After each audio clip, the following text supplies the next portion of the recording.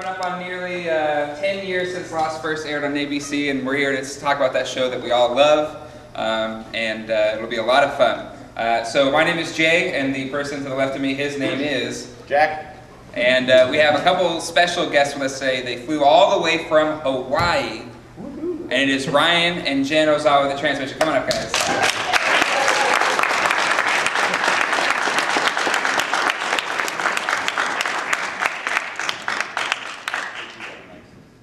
So Jack and I are going to share mics, because we like to share. So today we're going to be talking about, Lost, and have some discussions around it. We'd like your guys' participation. What made our podcast so much fun was having your guys' feedback and your guys' calls in. And it's a show that we still love to talk about, and I don't think we've quite found one to replace it yet. Please, we'll kind of kick it off here, but then please think about things that you guys want to talk about today, because we're all Lost fanatics and we're all here together, going through this together. All right? Cool. All right, let's start it off. So, panel of people. Let's talk about Lost Legacy. It's been it'll be 10 years next year, next September 22nd. What has changed, or has anything really come to replace the show, or anything along those lines? What have you guys felt a couple years after the show being gone? I've been looking for that show to replace Lost. I mean, just to entertain me the way Lost has, and I haven't really found it yet, because to me, Lost was special because it came at a time where we could all share in the experience together. We could all we could all talk about it. We could all listen to podcasts and trade theories, and so to me, it was special that way. It was the first time I felt like I could talk to other fans, and I haven't found a show that really entertains me the same way yet. Yeah, I would agree. There's there's other shows that are really good. There's Justified, there's Game of Thrones, there's Breaking Bad. There's amazing shows, but it doesn't have that element, that kind of fanship element that brings you in. What do you think, Ryan? Well, I think Lost was special because of the time that it came. Just as you thought that reality television was going to take over the world, and you're thinking scripted dramas were going away, you get that show. And I think that as chaotic as it was coming together, that even the creators probably had no idea what they were making. I think that what sets Lost apart is because they created what they did by the sheer force of their own creativity and magic. And the reason why I'm having a hard time finding that next show is because that next show, everyone's trying to artificially create it. Everyone's saying, we want to somehow create that kind of magic, that kind of fandom, the mystery yet good characters, and some combination that they come up with, to the point where the marketing says, like Lost, this is like the next Lost. It's lost in a small town with a giant glass dome over it. But it's just not the same. Sorry, Joe. Well, I was talking with Jessica yesterday. She was asking, her question was going to be what Ryan just basically said. I don't think there's ever going to be another Lost. There's just not. Because I've been watching TV for I'm old, so I've been watching TV for a long time. No show like Lost ever kept me up at night, where I was sitting in bed going, okay, just thinking about the episode and going on and on. As good as Breaking Bad is, I watch it, great episode, I go to bed.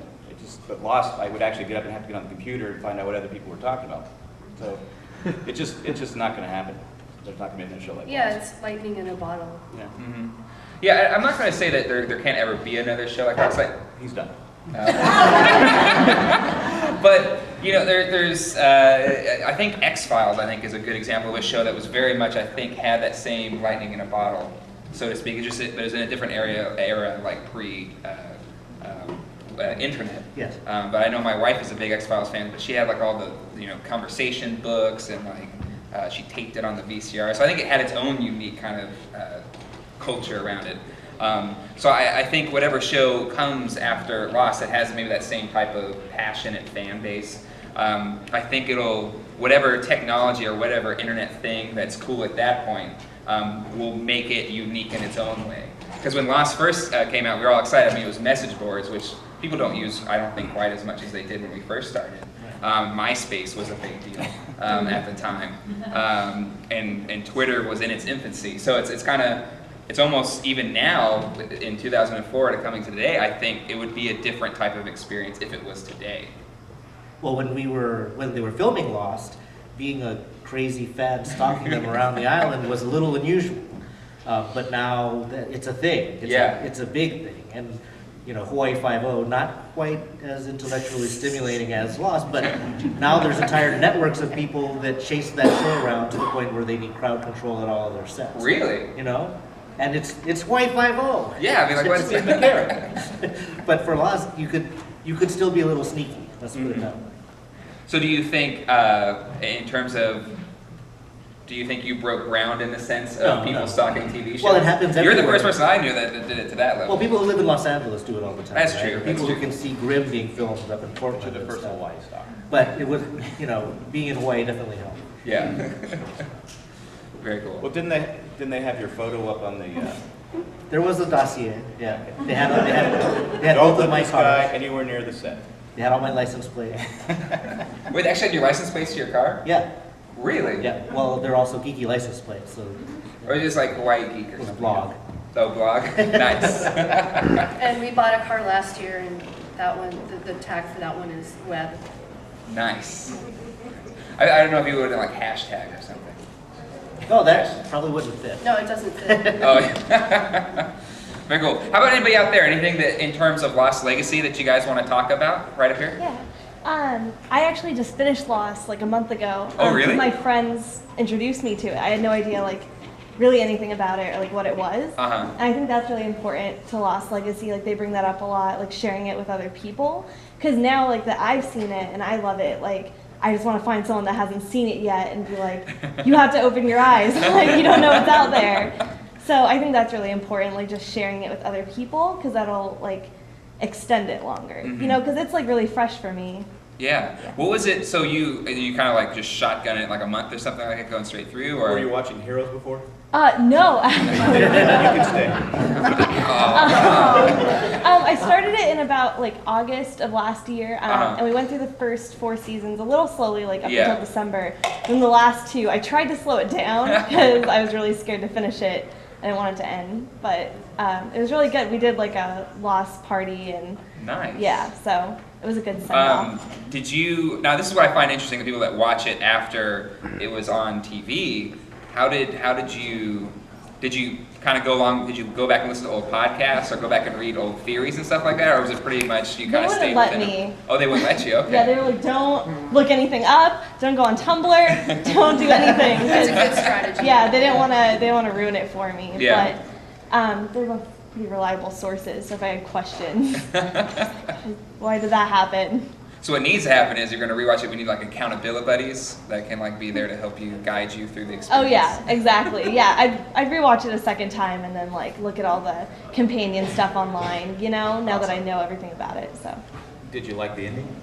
I loved it, honestly. Like I thought it was perfect. Awesome. Yeah.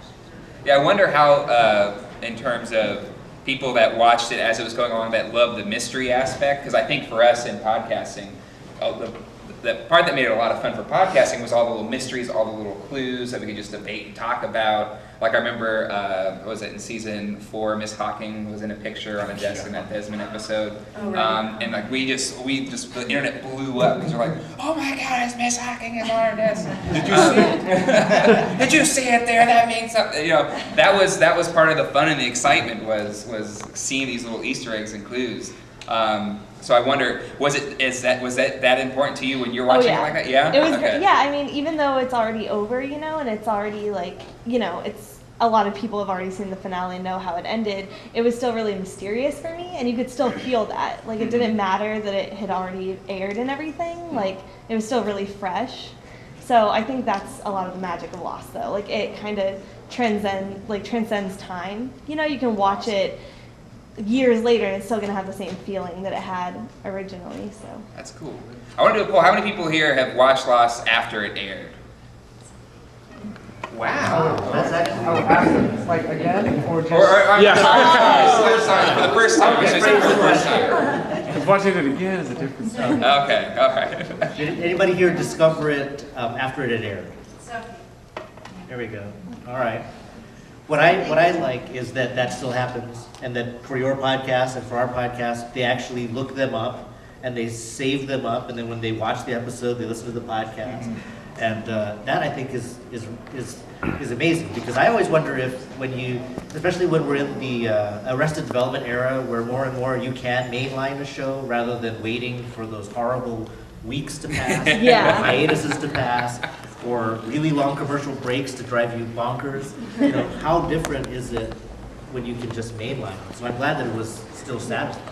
It was a little more satisfying, I'm sure, because I didn't have to wait to Yeah. find out. But it takes an enormous amount of discipline to watch it now and not encounter spoilers. Yeah, it's true. Or, yeah, It's hard. You really have to be careful of where you go online. There were a few things that got spoiled for me, but they kind of lied to me. Like they would like cover it up. Lying is good. Yeah, and then Were you spoiled on the snake in the mailbox or the we have to go back, Kate? Or did, we had to go back. I got spoiled on, but that's because I had watched that episode when it aired on accident. Like I caught it on TV, and I was like, I've seen this episode, I think.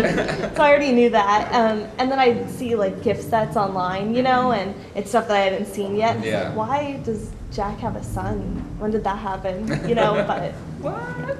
Did you like Nikki and Paula? yeah, I thought they were fun. As much as you can, like Nikki and Paulo. Poor Nikki and Paula. Actually, I feel like they've gotten to the point now where they've been made fun of so much that they're cool again. No, you know? I have always loved That's right. You've been. Expose. I have Expose limited edition sneakers. I have, You what? I have the signed Razzle dazzle. Razzle dazzle. Razzle dazzle. Wait, where do you get these Nikki and Paula He's a sneakers? stalker. It was one of those exclusives. It was a shoe shop in LA, and I actually had my friend drive out to the store to get these, like one of 50 Expose. Wow. They look like sneakers, but they're gold and obnoxious. They're great. They're like stripper sneakers. Stripper sneakers. I always remind myself that Billy D. Williams is in that episode, which makes it awesome. cool. Lando Calrissian, which is great. Laura, you raised your hand. You wanted to say something? or- Yes. How do you know? That's weird. I was just gonna say I watched season 6 live, but everything else in the 2 months before.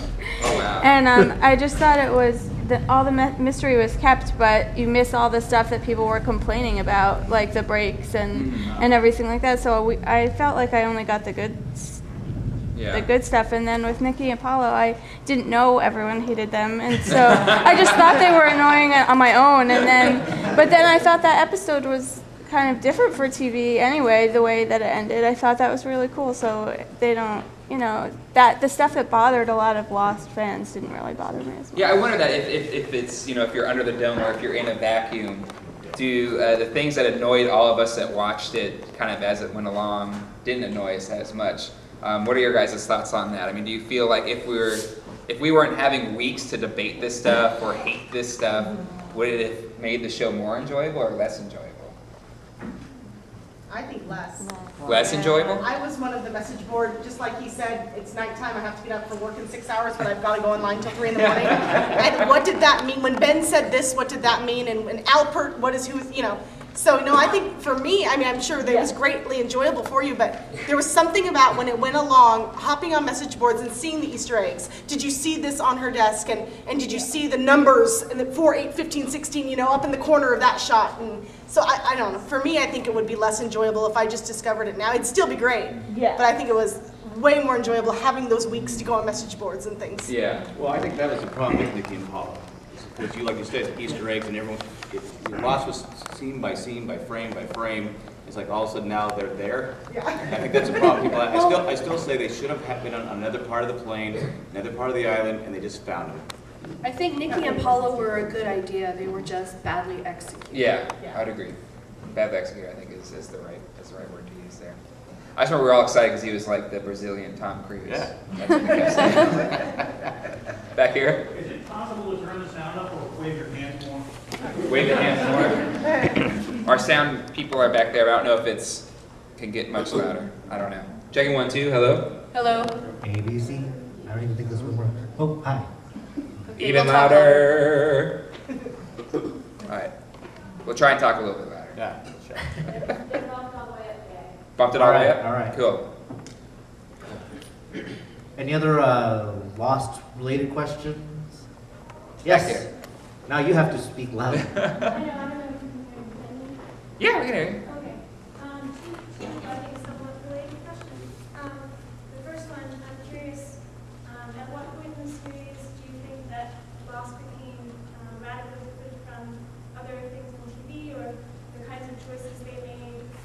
that made it an important, historically important show.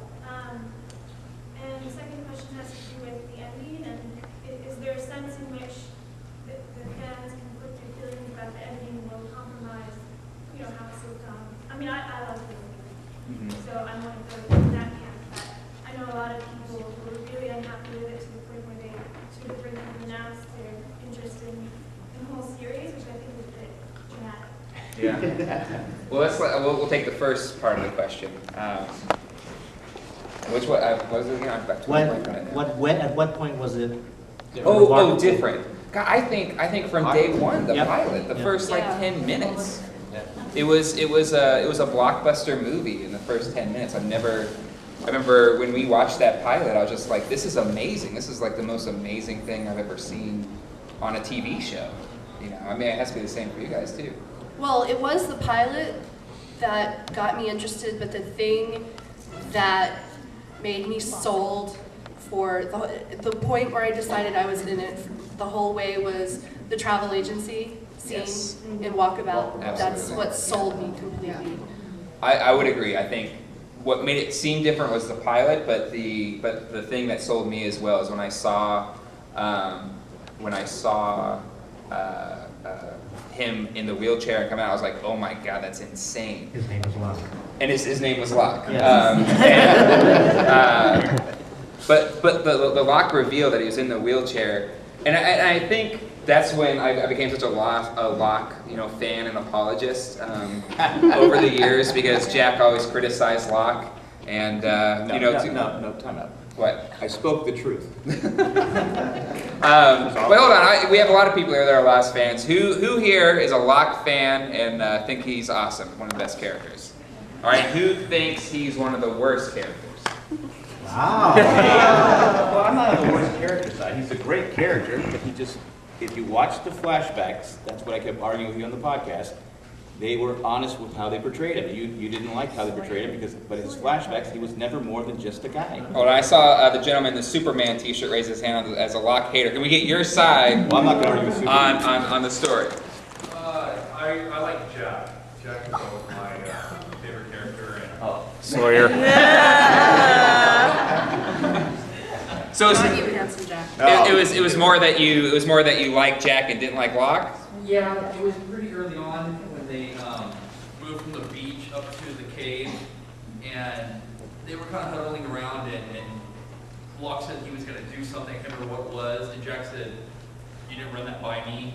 And Locke said something to the effect of, "I didn't know I had to run things by you." Right. I knew right then Locke was not. Oh, wow. That's when you need to like it. That's what I liked him.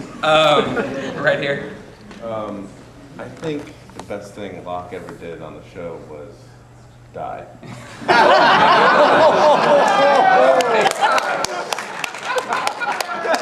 Those in here, he said the best thing Locke ever did on the show was die. But it's not like because I didn't like him. There's a reason that I say that. It's because you're not like, I didn't like Jack in the first 3 seasons because he's uptight and he's rude and he's just mean and like he's a control freak. And then it's like kind of Jack's story in the end, and to get him to realize his destiny and to go back to the island, Locke had to die. And that's like, I think that's the best thing he did, because Locke wasn't as special as he thought he was. And him dying sort of gave him a purpose. It did, though. Yeah, it did. Like, I would say to answer the question, why was it special? Probably again the time where it was at the age of social media's dawning, that it was shot on film, that it was produced like a film, that they would collect 20% more footage than you ever saw. That I was in a shot that I was an extra in a scene that took all day to shoot, and probably 100 people on that shoot, and they shut down a street in downtown Honolulu, and everybody was mad, and that shot never made it on the show or the extras. It was a bank scene, wasn't it, or something? Yeah, it was a bank scene, and so they were willing to do that for the sake of the best story and the best content. They don't write just enough to fill 50 minutes. They did everything they felt had to be in there, and then they would cut so much. And I think it was because it was an ensemble cast, largely unknown except for Party of Five dude. So I think that also, you don't go into the show with an expectation of anything. So again, you can see now attempts to create the magic of Lost in a test tube, and it's never going to happen the way that did. Well, there was The Hobbit too. Well, there was a Hobbit, yeah. But as to the second half of our question, I think it's a good one, because a lot of people now use Lost as shorthand for disappointing endings. Yeah. And that bothers me. It does. And that there was another panel we missed on Thursday where it was a debate, like, to defend that finale. Do you think there's a way out of that? That when you have more people discovering it and don't have the loud shout downs of the internet when it all aired, that you don't feel that same way? Yeah, I think so. I think, to the people that watch it after not being part of that ecosystem that was, the fandom of Lost, I think that, over time, I think more people will enjoy it, but there is very much that was the dumbest ending I ever saw in my life, and then it's very interesting. I don't know if, I think it's tarnished it in some sense, because for like half the people that watched it left disappointed. But I think over time, the more that people watch it and the more that time passes, the people that hated it will subside a bit, and the people that loved it will grow larger, because I think when you watch it outside of that element, I think you enjoy it more. Well, how many people here didn't like the ending? I didn't like it at first, but First either. it's almost like the more I thought about it, the more it was like, The more I thought about it. I don't know how else I would have ended it. I mean, it works. Yeah. So it was really just the time to think about it, and then Yeah. Okay. Cool. Yeah. I think the reason why people didn't like it is because they didn't understand it. Okay. I think that's the real reason why people didn't like it is because they didn't understand what was going on, and they thought, like something completely different happened. But once you actually understand the actual ending of Lost, then you're like, okay, I can appreciate that. Yeah, there's still a lot of people that said they're all dead at the end. Yeah, I'm like, like- well, no, they weren't all dead at the end. They died later. Chip. I'm just curious, how many people have heard, people that have watched the show, that, oh, they were dead the whole time? I still have people tell me that. I'm like, no. Yeah, I have it regularly. Yeah. At least half of the people that don't like it think that. Yeah. I think it really helps to watch it a second time because of those huge gaps of time, because we weren't listening to the podcast, so we didn't have any extra, but those long periods of time, it's like, really? It's like, oh my gosh, and then you had to like really think, well, where did we leave off? And now we've watched it a couple times, and everything makes so much sense. So I think if you do get a chance to watch it a second time, then it makes more sense. Yeah, I mean, I think Lost always rewarded repeat viewing. Absolutely, I think there's also an element of, at least some people that I know that watched Lost, they say, oh, I hated the ending, and then you talk to them more and you find out they didn't watch like half the seasons. Yeah. There's like 25 million people, supposedly on the Nielsen ratings, who watched the first 2-3 seasons and then dropped off. Yeah. I think they can just come back at the end, last 3 episodes, and get everything.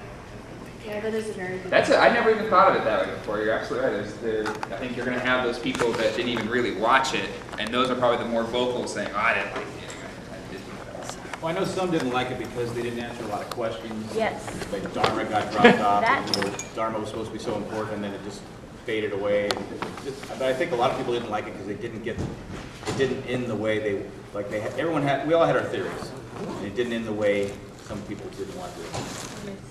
I think that in a way they painted themselves into that corner, because when they're creating the show, you can throw as many Easter eggs as you want. When Walt showed up on the milk carton, I don't know, we had like 50 voicemails, like, did you see Walt on the milk carton? And so in that mindset, you're watching the show and you have a checklist. And so when we felt all compressed in that last season, like, oh, they got to pay it all off this season, they were set up in many ways, I think, to not be able to satisfy. And the thing that really stood out for me was when they decided that, okay, there were 4 or 5 mysteries they will explain in the final season, the ones that they attempted to explain upset me, disappointed me. Yeah. And I was like, you know what? The theories that everybody was talking about were so much better than that. So I kind of liked it better when they left it. But I think a lot of people needed that validation of it explicitly spelled out. What were the whispers and all that stuff. Yeah, I think they could have gone without explaining like the smoke monster or how they did explain. I think they could have left that more of a mystery or you know, the well light or whatever. I mean, They were facing the midichlorian problem. yeah, it is. But I think they could have explained it more in the, I always thought it was, and I think it stands up to the theory, is that it was this pool of magnetism, or one of these special magnetic spots, you know, on the planet, that I think could explain most of all the properties that kind of made that island special, or made, you know, people crash there and everything. I mean, it made sense that if that island stopped to exist, maybe that was like one of those essential magnetic polarities. And without, you know, the magnetic poles, you wouldn't have the atmosphere, and the Earth would be dead, you know. So I think in the terms of, they could have explained it more with science that I think would have satisfied. They should have listened to your podcast. Yes. You know, I think there was ways to explain that better. We had somewhere right there. Yeah, I don't need to be time consuming, but do you think you can give like an overall complete description of the ending, so maybe it can like resolve some of these voids that we have in the audience? Well, I think Jack died. Well, I think you pretty much have the flash sideways and the actual reality kind of come to a head in a sense. That we find that the flash sideways are actually kind of the afterlife, and their souls, so to speak, are kind of reconnecting with each other. And the last episode really starts to have these kind of awakening moments where they realize that they are dead, and they remember their experiences so they can move on to the next step. So that kind of wraps up the flash sideways, and then the finale, it's kind of that final battle between the Man in Black, who is personified as Locke, and Jack, and that, you know, that dark versus light, that good versus evil. And that kind of final battle that does end up, you know, Jack sacrifices himself to do that, and you have Kate, Sawyer, Juliet, and it was Aaron and Claire, Miles, Lapidus flew the plane, and Albert, and they got off the island, and then Hurley and Michael Emerson, or Benjamin Linus, stayed behind as protectors. And as we found in the epilogue, Ben Linus kind of wrapped up all of the Dharma's business and brought Walt back to the island, which was in the epilogue. So they weren't dead the whole time, but they were dead for half of the 6th season, mixed in with everything else. Yeah, right. And once you try to explain that, people's eyes roll to the back of their head. They're like, forget it. Yeah, I think the concept is too, it's a lot to take, and I think you're right. I think, and then the easy, quick explanation for just to kind of say, okay, I can move on with this conversation is, oh, they're dead the whole time. And I think that's where you have a lot of this. But if you actually sit back and look at it, no, they weren't dead. Everybody dies eventually, and this is what happened after they all died eventually. I think part of the magic of Lost is like you feel like you're in the show. Because, I mean, there's so many people on the island, and there's so many side stories and everything, and there's so much history that you'll never know, and that the characters will never know. You know, like, they're just these people on this island, and, like, they don't know everything that goes on there, and they don't get all the answers. And so it makes more sense for the audience not to get all the answers, because, at least for me, it made me feel like I was more a part of the show. Yeah. Like, they don't know, and I don't know, but that's okay, because that's what the island is. Like, it's a mystery. Yeah.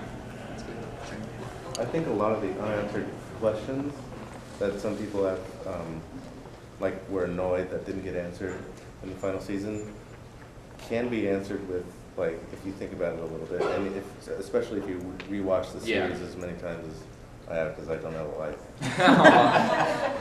A lot of the questions were either answered, like, in extra stuff, like the games they used to have, the games or like Damon and Carlton might have answered them after the show, or just like stuff little things that you have to kind of put together. Yeah. Does anybody have like any questions they think that weren't answered? Right back here. What effect do you think? Oh, you mean within the show? Yeah. You had another question. Oh, we can bring it up. Well, the question I have is, what effect did you think that putting the 6th season cap had on the writing of the show? It definitely. Do you think it helped? It definitely changed it. You could see this kind of paradigm shift in the 3rd season, because the beginning of the 1st season was very trying, I think, and then that kind of second half, when I think they knew that they were going to kind of have an end to it, they really started writing towards the end of a story. Was it for the better or the worse? I'm not 100% sure if it was for better or for worse, in a sense, if that 3 seasons was enough time or too much time or what have you. I always got the feeling they kind of ran out of time.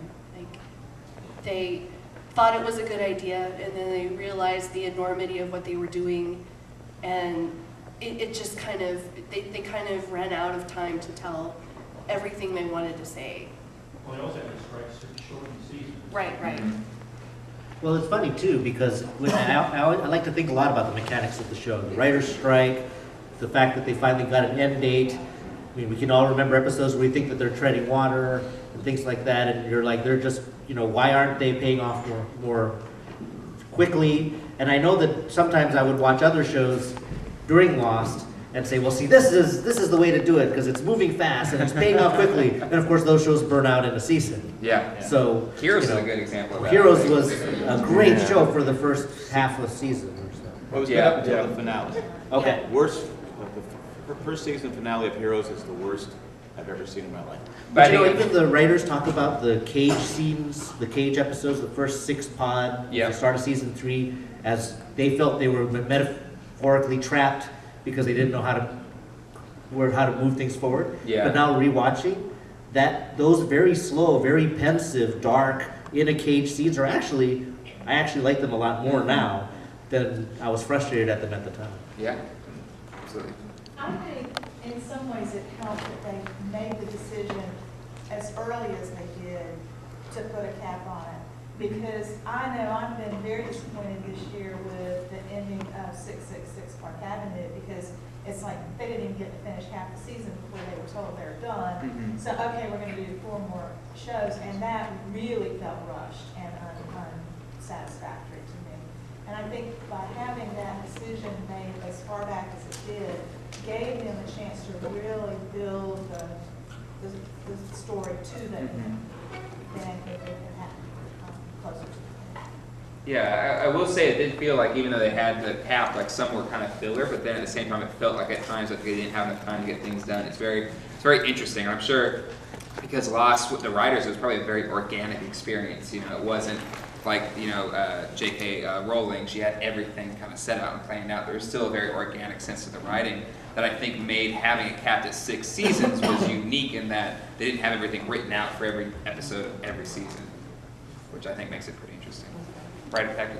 I thought that both with Lost and with Fringe, for me, it was a great blessing that they had an ending and they could tell a beginning to end story. Unlike the many that have been canceled. Yeah, I mean, does anybody think that what if Lost was just canceled early and they had to rush it into 2 seasons? Do you think that would have been better than the full 6 seasons that they got? No? Okay, that's pretty much, yeah. So earlier you had asked, does anyone have any questions that they think weren't resolved or? Yeah. So there's one that's always kind of bugged me, and I'm one of you that's just this. Like my husband likes Doctor Who and all these great shows. Me, I cannot get into anything but Lost. Like that's the only show I could get into. Yeah. But this has bothered me. Okay. And I apologize to anyone who hasn't seen this because I think this was toward the end of the season. But This is Lost-aholics Anonymous. And yes. Okay. So. You shouldn't have showed up if you were. So we meet Jacob, and Kate, for example, Kate is a child, and he hands Kate the airplane. Okay. And later on, we get the idea that Jacob brings people to the island. Do you think that Kate, let's use Kate as an example, did Jacob shape her life then to be as tragic as her life was? All of these ones, remember how he would touch them on the shoulder and we'd say, ooh, what did that mean? Do you think he shaped their lives to be this tragic kind of way? Or was that his way of just saying, aha, I touched you, now I get to watch you all the time? I just wish that was more clarified. I just wondered your thoughts. That's great. We'll go back here. Okay. Can do that. If I can take a crack at answering that. Sure. I think he already knew what her life was basically going to end up being. I think that he probably used time travel somehow. Because he said he brought them to the island because they were all flawed. They all had pretty much nowhere else to go. And that doesn't make sense if you're talking about an 8-year-old girl. Right. So he probably knew where her life was going. I think you can see into the future a little bit. Yeah, I mean, I guess if the lighthouse was this kind of, could bend this space and time to see, that would at least make him less of an evil character. Because if he was setting these people up for failure just so they could end up on the island, that's kind of messed up. Right, exactly. I got a question. if the island was so important to the world's survival, you had to keep the evil guy on the island, because if he got off the island, the whole world's going to, why was he bringing people to the island? To save it, to To have find the next Yeah. caretaker. He could live forever. Well, why would you bring flawed people to the island? Why would you bring someone that You're had? trying to build the correct successor, because he never, the thing is, Jacob never had a choice in becoming the caretaker to the island. So he had that burden, of, his mom wrecked on the shore, and, crazy mother, killed his mom. And so he was just he didn't have that choice. So I think if you're sitting on an island for 1,000 years trying to come up with the resolution to what that is, I think for him, bringing these people to the island was trying to right the wrong that happened to him, and actually find someone that's actually a better caretaker for the island than Jacob was, because Jacob was not the best caretaker for the island. No, everyone's better than Jacob. The problem I had with Jacob was, a lot of people, I think, like Across the Sea. How many people hated Across the Sea? Not as many as usual. People, I think, hated that episode because Jacob turned out just to be a guy. Yeah. I would have debate after debate, email after email with people, because I would say he's wrong for bringing these people to the island. He brought, 15, and how many people died right away, and they're dying on this island, they're shooting each other. I said, he's a god, it's for the greater good, it's for this. And when they found out he wasn't even as good as Man in Black. Man in Black is a smarter guy. All Man in Black want to do is get off the island. But I think that makes it a more engaging story, in that Jacob is not a god. He's not omnipotent in the sense that he's all-knowing and knows the right thing. He is flawed. He is a human being that has been suffered something thrown upon him. So in his flawed, ideology, he's trying to resolve the issue that he's been presented. I agree, but what I'm saying is that's what a lot of people hated. Sure. Towards the end, because they thought Jacob was going to be this amazing guy, and basically they were playing. He finally had a chance to win a game against Man in Black, and that's what it was. That's what I. Yeah. And we got one right over here. I think in a sense too, the flaws could have almost been essential to that happening, because for these people to have accomplished that and be able to overcome themselves and be able to be someone who we could trust to take on this responsibility, they've gone through more to get that than someone who is perfect or normal. Yeah. And I think even the tragedies that were happening there sort of strengthened them to face things forever, Yeah, I agree though. I think there is something, the component of human development. You come in with this flaw, and if you actually learn how to overcome that flaw, you're actually a far stronger person than if you were just perfect to begin with, because then you'll never know failure, you'll never know how to overcome objections. And I like that aspect to the kind of tenureship or growing the leaders, or in a sense, when Hurley took over, I think if Hurley didn't have that experience that he had, he wouldn't have been up to the task of actually being the caretaker of the island. Back here, right here, second. You, yeah. Me? Yeah. So I've been coming to this thing for quite some time now, this panel, before you guys took it over even. And I think this guy was here back then in about 08. Well, I think we've done every panel. I've never been at a panel, but they've not been on, that's for sure. I'm talking about this panel. The last one? Yeah, the Lost Podcast. You was here last year, right? Yeah, we were here last year. Okay. Well, there's one thing that's never been mentioned in these podcasts, and and I'm not trying to discount or to even do anything to what you guys are doing, because what you guys are doing is phenomenal. But there's a series of books called Finding Lost by Nikki Stafford. Yeah. And it answers every single question I ever had about Lost. And there was a lot of questions when the series ended. So for some of these people that are saying, I don't get this, I don't understand this, not only does it answer all of those questions, but it goes into deeper layers upon layers, which brings up more questions, which then get answered. I fully endorse that book series. I contributed a lot of the photos from the set and stuff for Nikki. She's great. So Yeah. certainly, if there is that level of curiosity and frustration, or even that exploration, because she even does cliff notes of the books that people say are, you might not want to necessarily read that particular work of Shakespeare, but she'll explain why it was relevant to us. So that's a good I record. skipped over that part. Well, yeah, I think, what's great about the companion stuff that's been written, or podcasts or whatever about it, it adds to that experience that you have with the show. And I think the reason why we keep coming to these panels that we do is the other big element is just discussing it ourselves and talking it out and theorizing about it. So it's really nice to have the books that have been written and to kind of really lay everything out. But the other part of the experience of that Lost fanaticism is talking it with people that love it as well. I think it's having both, I think, is something that's exciting and why we keep coming back to talk about it every single year. Now, we have just a few minutes, and I read in the synopsis that this panel would also cover a number of other topics. So, did you want to? We follow your recommendations quite a bit on other TV shows that are not as good as Lost, but that are certainly worth your time. Did you want to share some of those recommendations? Yeah. Well, before we move on, does anybody have any more Lost stuff they want to talk about? Burning question. All right, right here.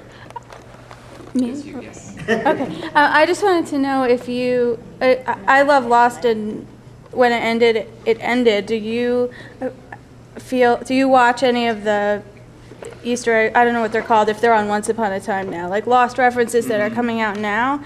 I don't like that. I was just wondering if you watch that or you pay attention to that at all. I do, yeah. With in here referencing the references that are put in Once Upon a Time to Lost, and there's a lot of Easter eggs for Lost, and whether you like it or you don't like it, I don't really care. I know Jack, it drives me crazy. Yeah. Be your own show. Right. It's like I made a joke about, it might have been last year, the Apollo bar at one scene was, maybe a lot of people didn't see it. The next time they showed it, it was like this big. I think it was a joke. I know, but it's just, okay, that's 108, that's one, and oh my God, I don't need it. I have Lost, I don't need it. What's fun about that though is anybody seen that Pixar, like it's all within the same canon thing? I love that article.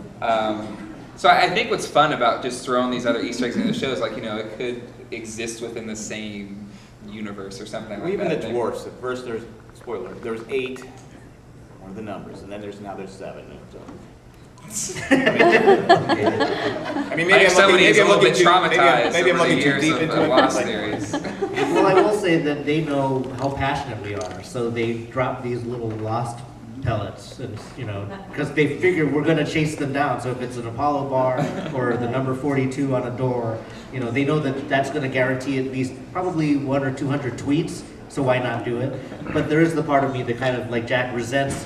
Because on one hand, I'm eating it all up, but I hate that I'm eating it all up. I don't mind once in a while, but Once Upon a Time really hit you over the head with it. Yeah. And I like Once Upon a Time, even though the main character, the sheriff's the worst sheriff in the world. I call her Barney Fife.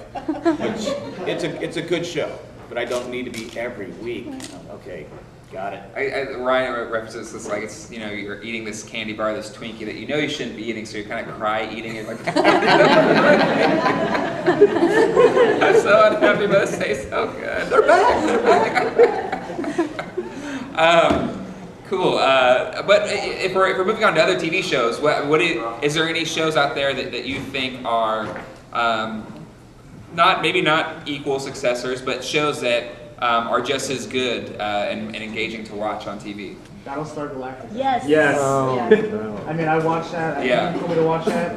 It's not as good as Lost, but it's a close second. Like it is second best show. And again, that's another controversial show for its ending. It's so good. Yeah, old one. The old one or the new one? New one. Old one. I watched them both. Old one's fine, but new one's Okay. I was like you. I watched it after the fact, and people started coming up to me, and people knew I was watching it, and they were spoiling me. And I kept saying, I'm not to that part yet. And I said in the podcast, please stop sending me your theories on what's going on, because I'm not there yet. And it's like, but I was like scrambling to try to find the DVDs, trying to find it. It's a great show. I wish I would have watched it from the start, so I could have been part of the community. It was a great show. I watched Twin Peaks when I was in high school during its initial run, and I always felt like it had the same kind of mystery and the same kind of intrigue, and you kind of in your mind have to think about things in a different way. Just as in Lost, you kind of have to think about what you're watching. So I mean, I think if you didn't catch Twin Peaks during its initial run, it would be worth a watch.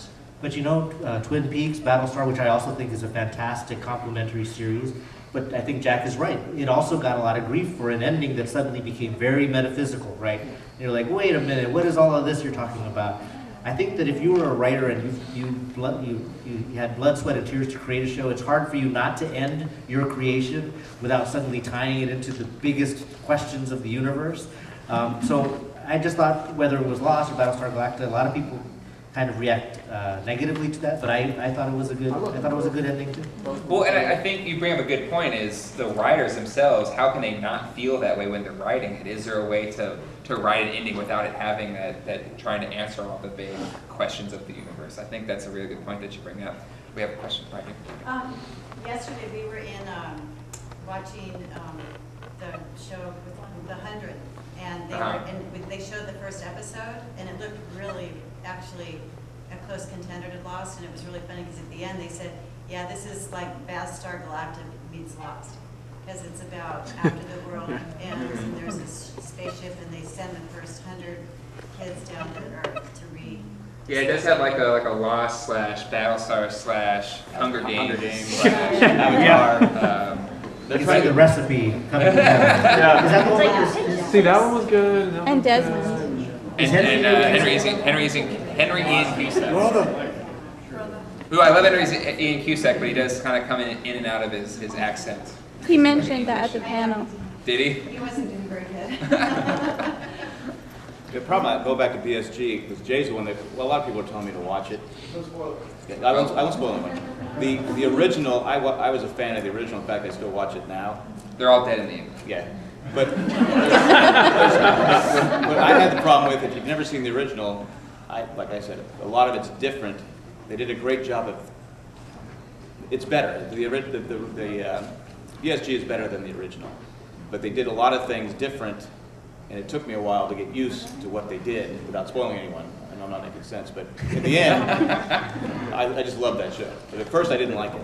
Another big show that's everybody loves now, I think, is Game of Thrones. I think is one of those big, huge shows that's kind of fills in that kind of nerd side, but also that big kind of, I don't know, it's like Lord of the Rings mixed with Sopranos. With more naked people. With more naked people, yeah. Which is always good. Which is always a good thing. But, you know, one thing that kind of always bums me out about Game of Thrones when I watch it, it kind of takes, it's like close to that Lost, but it kind of takes me back a little bit, is that it's based off of a book. It's already kind of been written. It's all kind of already out there. So in terms of theorizing about things, while they aren't completely finished yet, my good friend Nick has read all the books and knows like every single person's name. I only know like maybe one person's name, or can pronounce it correctly. But you know, I'll say a theory about something and he'll be like, not even close. So it's tougher in a sense to get just as pumped up about. Yeah, we tried to podcast on the second season. Game of Thrones, yeah. And it was just too difficult. I mean, we couldn't theorize because people are like, oh, you're an idiot for saying that. Because they know what's going to happen. So I said, I'm not going to do any more theories. And plus the names, I had to watch like 6 times. What's his name? And I have to go and find their names. It was just too hard. Well, I think I saw Daenerys walk in earlier. She's still very good costume. It's a real one. Who watches Breaking Bad? Oh, I think we had it right here. Oh, question right here. I think you have. Just adding to shows, I really, as I mentioned before, I really love Fringe because of the heart, and also because they always took new chances. It meant sometimes they fell on their face, but it was always pushing for kind of bold, innovative directions. Yeah, I think Fringe, you know, had a really good run. I feel bad for the makers of Fringe. It's just my viewing opinion. I think season 4. They were probably didn't think they were coming back, so I thought they wrapped up season 3 amazing. I thought it was fantastic. Yeah. And then there's a big part of season 4 where I think they were like, okay, are we going to have another year? Are we wrapping this up? And I think once they did get the final season, while I didn't watch it from what I understand, it was a really good and satisfying wrap up to the show. So I think it's interesting in that sense. Yeah, Fringe is up there for us, and I do think that they remembered or they listened at least to what people thought were the thematic cores of the show, and that's what they returned to the end of. You know, they didn't have to have an episode where they actually meet God face to face and they ask the big questions. Yeah. I think Jack started the Breaking Bad discussion. Breaking Bad? I would say Breaking Bad is the best show on television right now, but it's not my favorite. Justified is my favorite. Justified is amazing. Yeah, we love Justified too. It's not as mystery. Oh, we have 5 minutes left. 5 minutes. Oh my God, it's not enough time. Anything else anybody want to talk about while we're here? You have 5 minutes right here, sir. Yeah, I just wanted to thank the 4 of you. I listened to all the podcasts all the years, and it was just awesome to be able to listen to you guys, interact with your listeners and everything else. So I just wanted to say thank you for putting out years of awesome podcasts. No, thank you. You're great.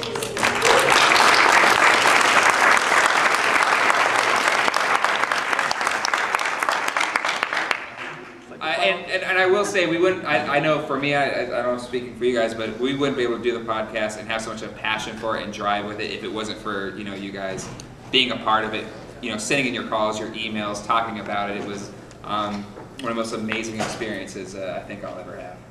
Great.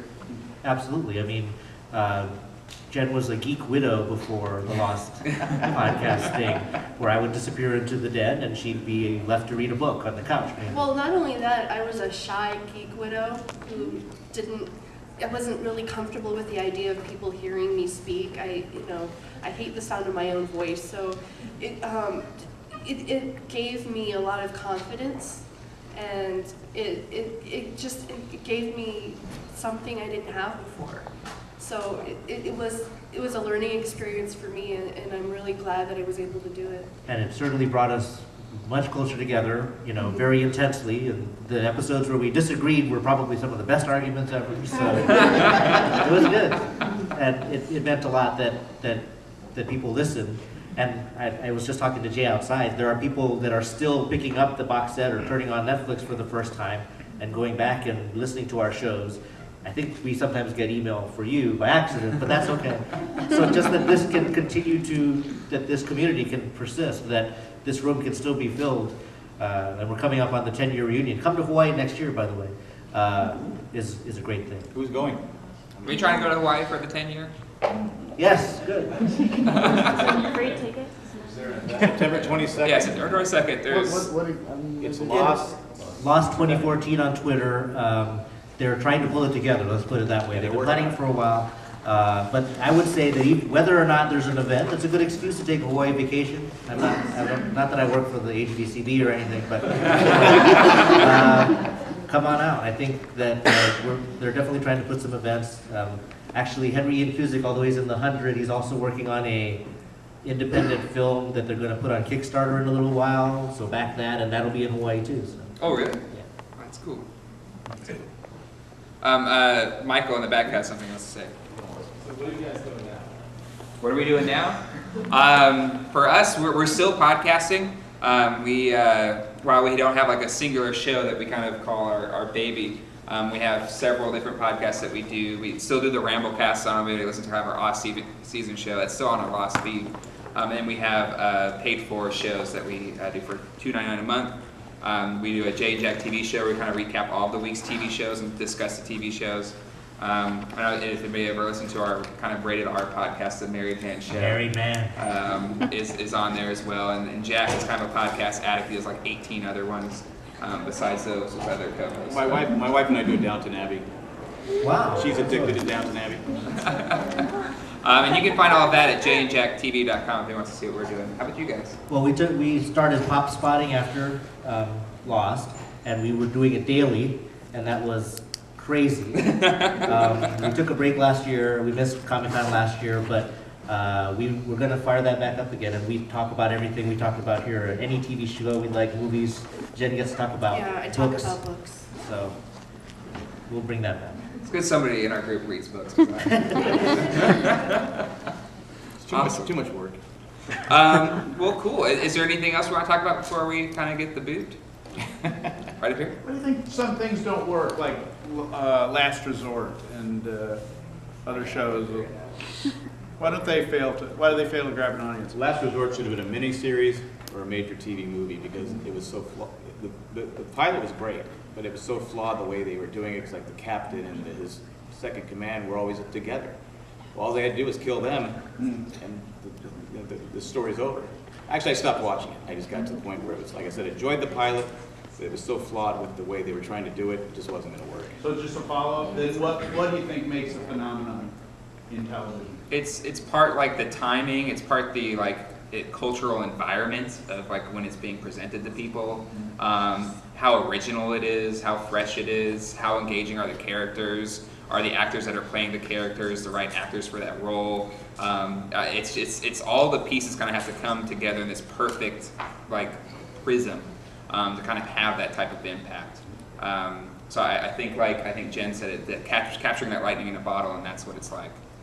All right, I think we're getting let's wrap it up. Can I, if I can get everybody, I want to do it my Instagram, I want to get everybody cheering for my Instagram video. Can we get everybody on the count of 3? 1, 2, 3.